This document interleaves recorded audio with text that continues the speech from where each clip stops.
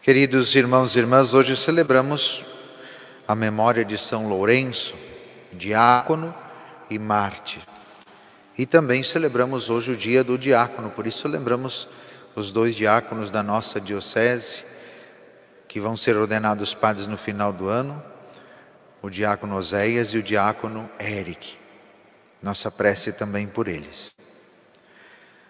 O tema que a gente gostaria de tratar hoje também corresponde com o tema que é tratado no livro A Hora da Família, o amor no matrimônio. E não é de se surpreender que no texto Amoris Laetitia, do nosso querido Papa Francisco, nos é dito o seguinte: o amor passa por decisão, escolha, renúncia, perdão, alegria e cruz. Decisão, escolha, renúncia, perdão, alegria e cruz. Não se trata de mero sentimento. Olha, Padre Alexandre que já falou isso uma ou duas vezes, que amor não é sentimento. Amor é uma decisão. Amor exige renúncia. Para se viver o amor precisa de perdão. E o amor tem como fruto a alegria, porque Deus é amor e Deus nos criou por amor, para uma finalidade, para que a gente seja feliz. Portanto, quem vive no amor vive na alegria. E também o amor é cruz, porque a maior expressão de amor que nós já vimos até hoje na face da terra e que nunca vai existir maior do que esta, é a morte de Jesus na cruz para ressuscitar e nos dar vida por amor. Então não é só um sentimento, e tampouco é apenas uma atração física, mas uma oportunidade de dar a vida pelo outro. Eu dizia no final de semana do Dia dos Pais que justamente a família, a partir do que São Paulo fala, é sacrificar-se, oferecer-se em sacrifício pelo outro. Então, amar é dar a vida pelo outro, pelo esposo, pela esposa, pelos filhos. A gente faz aquela brincadeira, né? Quem das mães seria capaz de dar a vida pelos filhos? A grande maioria, graças a Deus, sim. Agora se pergunta, quem daria a vida pelo marido? Já reduz uma boa quantidade. Por isso, para evitar qualquer situação constrangedora, a gente nem pergunta, né, para não ter a resposta. Mas sim, o sacramento do matrimônio é o sacramento do amor, onde um se oferece e um se coloca à disposição de dar a vida pelo outro. Por meio do amor conjugal, o casal torna-se parceiro de Deus na criação ao gerar filhos. E aqui, gente, parêntese para a catequese matrimonial, para a catequese católica, tá? Existe a castidade. E a castidade tem dois tipos de castidade na igreja. A castidade celibatária, para quem não está dentro do sacramento do matrimônio, e a castidade conjugal, para quem está dentro do sacramento do matrimônio. É bem distinto. A castidade celibatária é a continência, a abstinência sexual, para todos aqueles que estão fora do sacramento do matrimônio. Ou seja, quem não recebeu o sacramento do matrimônio, não está unido com uma pessoa pelo sacramento do matrimônio, deveria viver a castidade celibatária. Celibato não é coisa de padre e de freira. Celibato é castidade de quem não é casado com o sacramento do matrimônio. Ponto final. Essa é a castidade celibatária. E tem a castidade conjugal, que daí é para quem vive dentro do sacramento do matrimônio. E aí, dentro do sacramento do matrimônio, diferente do que se diz por aí, a igreja incentiva a relação, incentiva o amor conjugal, incentiva a relação sexual. Ao contrário que se diz que a igreja proíbe, muito pelo contrário, dentro do sacramento do matrimônio é para fazer, e quanto mais melhor, diga-se de passagem, claro, mas sempre obedecendo 2 princípios norteadores: o caráter unitivo e o caráter procriativo. O casal que se une numa relação sexual, ele se une porque se ama, porque quer estar unido ao outro, porque quer fazer o outro feliz, porque quer dar prazer para o outro, porque quer satisfazer o outro. Vejam que aqui já se exclui aquela busca de satisfação própria, aonde eu quero satisfazer os meus desejos. Não. Na relação dentro do sacramento do matrimônio, o casal busca a satisfação do outro, um do outro, porque eles se amam, caráter unitivo. Ninguém deve se unir numa relação sexual se não se ama. Mas junto disso tem o caráter criativo. Deve haver a possibilidade e a abertura para acolher os filhos que podem vir desta relação. Deve haver abertura para acolher os filhos que podem vir. Não é obrigado, mas que podem vir. Então não se deve fazer nada que evite, naturalmente, o nascimento de algum filho como fruto do amor conjugal. Então, diga-se de passagem, quando aqui está escrito que o amor não é mero sentimento, mas é uma decisão de amor, essa decisão de amor se torna, no momento mais profundo, justamente na relação sexual do casal, que se une porque se ama e porque está aberto a participar da obra da criação, gerando os filhos que Deus lhes confiar. É importante que marido e mulher sejam acompanhados pela igreja na prática desse amor esponsal. E é muito bonito, porque graças a Deus hoje tem surgido casais jovens que não querem simplesmente fazer o cursinho de noivos, eles querem fazer um acompanhamento pré-matrimonial. Eles querem fazer uma direção espiritual em preparação ao sacramento do matrimônio, pelo menos ao longo de uns 10 meses por aí. Graças a Deus. E tem sido muito bonito, porque já tem casais já casados que estão querendo fazer essa mesma catequese, por mais que já sejam casados, querem aprender e entender o que significa realmente o amor conjugal. O que significa, o que a igreja orienta. Diante disso também a gente vê o Papa Francisco nos dizendo ainda no Amoris Laetitia que a graça do sacramento do matrimônio destina-se antes de tudo ao aperfeiçoamento do amor dos cônjuges. Este amor possui sempre um sentido de profunda compaixão, que leva a aceitar o outro como parte deste mundo, mesmo quando age ou pensa de modo diferente. Cuidado, diz o Papa. O ideal matrimonial, com um compromisso de exclusividade e estabilidade, pode vir a ser destruído pelas conveniências, oportunidades e seduções que o mundo nos apresenta quando nos afastamos da fé.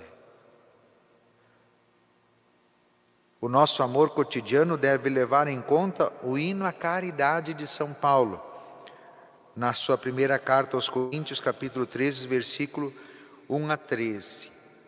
Afirma o Papa Francisco: ainda que eu fale as línguas dos homens ou dos anjos, ou que eu tenha o dom de profecia, e saiba todos os mistérios e todo o conhecimento, ou tenha a fé capaz de mover montanhas, ou que dê aos pobres tudo o que possuo, se eu não tiver o amor, nada disso me valerá. Sem ter amor, os dons, as virtudes que acredito possuir, não passam de utopia. São Paulo diz que o amor é paciente. O que é paciente? Paciência vem do radical latino, do radical grego, pathos, que é sofrimento. Do termo radical, raiz grega pathos, vieram algumas palavras diferentes no português. Paciência, paixão, patologia, tudo vem dali, é sofrimento. Por isso que quando está apaixonado é um sofrimento. Por que a Sexta-feira Santa a gente chama de Sexta-feira da Paixão? Tem aqueles coraçãozinhos voando assim, em torno da Sexta-feira Santa? É tudo cor-de-rosa, coloridinho, coisa mais linda do mundo? Não. Sexta-feira Santa é o dia por excelência do sofrimento de Cristo, aonde nós olhamos para o extremo do sofrimento humano. Então, paixão, estar apaixonado é ser um sofredor. E ser paciente também é. Quem está internado no hospital é um paciente. Ele está lá porque está feliz, porque está alegre, porque ele é muito calmo. Não, ele está lá porque ele está sofrendo. Alguém que está fazendo acompanhamento com o médico é um paciente. Alguém que está fazendo terapia é um paciente, porque ele está sofrendo. Amar é ser paciente, é sofrer pelo outro. E quanto mais você sofre pelo outro, por amor ao outro, maior é a expressão de amor. Como é bonito ver um casal aonde a enfermidade, aonde a angústia, a preocupação do outro é motivo de sofrimento para o cônjuge. Quando a esposa se preocupa e sofre pelos sofrimentos do esposo, quando o esposo se preocupa e sofre pelos sofrimentos da esposa, quando os pais sofrem pelos sofrimentos dos filhos e quando os filhos também sabem sofrer diante do sofrimento dos pais.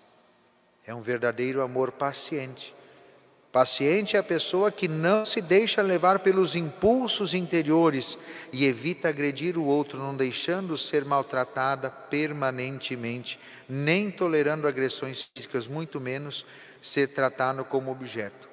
O amor também é bondoso, não é apenas um sentimento, mas deve ser entendido como fazer o bem. Fazer o bem, a gente viu domingo também na nossa reflexão sobre o que é ser bom. São Paulo também diz que o amor não é invejoso, isto é, o amor não dá lugar para sentir desgosto com o bem do outro. O amor se alegra com o bem do outro. Ele não se alegra com a injustiça, mas se alegra com a verdade. Ele sofre tudo, ele crê tudo, ele espera tudo, ele suporta tudo. De novo, suportar não é aguentar. É bonito celebrar as bodas de 50 anos, de 25 anos, de 60 anos de casado. Porque a expressão que está no rosto dos dois não é assim. Faz 60 anos que eu aguento essa veia. Não. Faz 60 anos que eu ofereço suporte para ela ser o que ela é hoje. Essa mãe maravilhosa, essa esposa esplendorosa, essa fiel, cheia de fé, essa vizinha que todo mundo quer bem. Ou seja, eu ofereço como marido suporte para que a minha esposa possa ser aquilo que Deus quer que ela seja. A esposa oferece o suporte para o esposo para que o esposo possa ser aquilo que Deus quer que ele seja.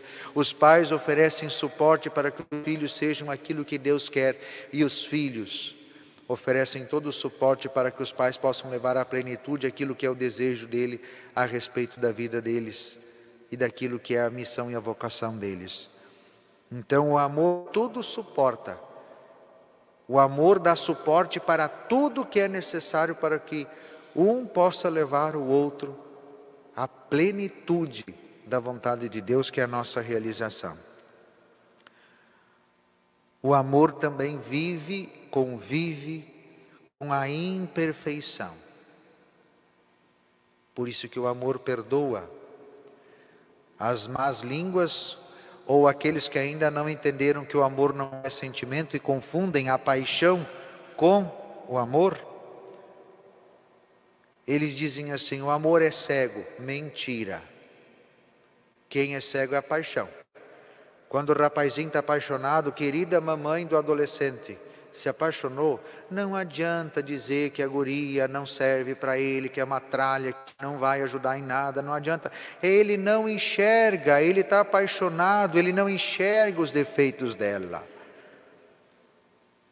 Quando o filho adolescente, tanto o menino quanto a menina, se apaixonou, pai e mãe, sentem no primeiro banco, vocês vão assistir de camarote o espetáculo até o fim, e vocês não fazem parte do espetáculo, vocês são apenas espectadores. No final nós vamos saber se foi um romance, se foi uma comédia ou se foi uma tragédia. Vai ser assim no final, nós vamos olhar, de repente vai ser um romance, coisa mais linda do mundo, de repente vai ser uma tragédia, porque até conseguir se recuperar do estrago aquela paixonite, bom, vai ser assim, ou então vai ser uma comédia, nós vamos rir junto, e de fato é assim. Às vezes a gente conversa, lá em casa das apaixonites da minha irmã, ou mesmo da gente, quando era adolescente, a gente dá risada, virou comédia, graças a Deus. Mas não adianta pai e mãe querer interferir, não adianta, porque está apaixonado, não enxerga. Minha filha, tu não enxerga que essa anta não estuda, não trabalha, não faz nada pela vida, não tem vida de fé, não tem nada. Não, ela não enxerga, ela só enxerga o que é bonito e perfeito, porque ela está apaixonada. Parêntese, estou falando dos adolescentes. Porém, a paixão é um sentimento, e como todo e qualquer sentimento, eles podem vir e voltar na nossa vida em qualquer fase dela. Tem gente na terceira idade que se apaixona e perde a linha.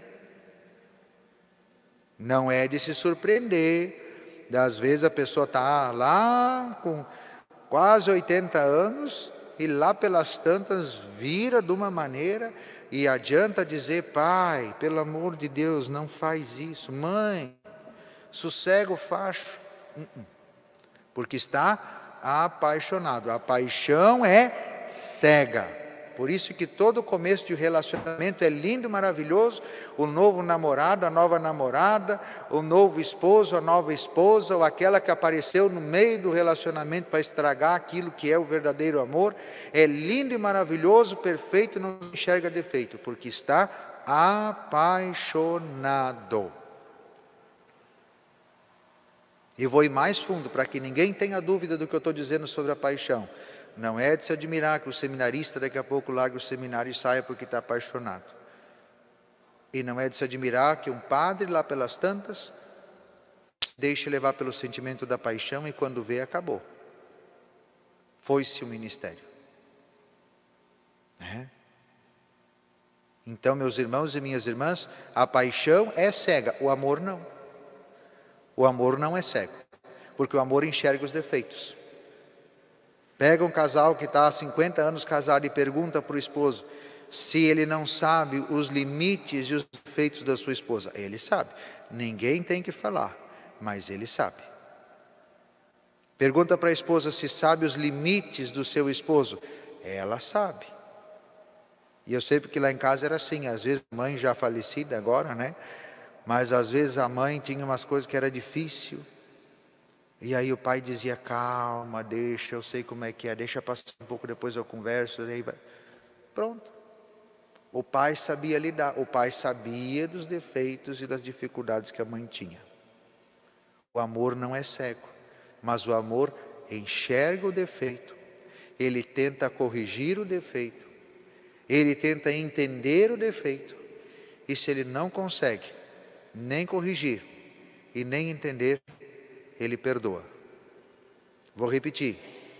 Os passos do amor para quem quer perdoar. Primeiro, tenta compreender o erro do outro.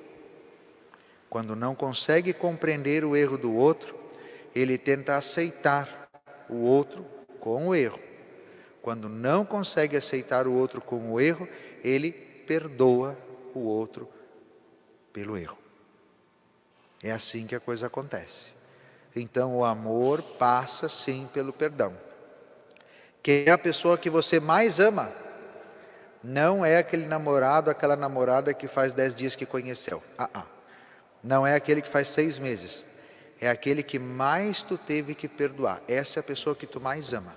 Quanto mais tu perdoou, mais tu ama a pessoa. Porque tu prefere sair perdendo, porque perdoar é sair perdendo, do que perder a pessoa. A pessoa é mais importante do que qualquer erro que ela cometa para ti. Então, quer saber quem é o maior amor da tua vida? É aquele que tu mais perdoou. Quer saber quem mais te ama na tua vida? Olhe para a pessoa que mais te perdoou. E aí eu ouso dizer, desafio quem vai achar alguém que foi mais perdoado, que mais perdoou do que mais nos perdoou do que Jesus. E aí nós entendemos por que o mandamento primeiro, tanto do Antigo quanto do Novo Testamento, é amar a Deus sobre todas as coisas, porque ninguém nos ama mais do que Ele, porque ninguém perdoa-nos mais do que Ele. Então, meus irmãos e minhas irmãs, para concluir a nossa reflexão aqui, para viver o amor conjugal, o amor no sacramento do matrimônio, o amor em família, não há outra escapatória, não há saída que não seja viver esse amor em Deus, porque Deus é amor. Quem permanece no amor permanece em Deus e Deus permanece com ele. Quem não tem Deus não ama de verdade.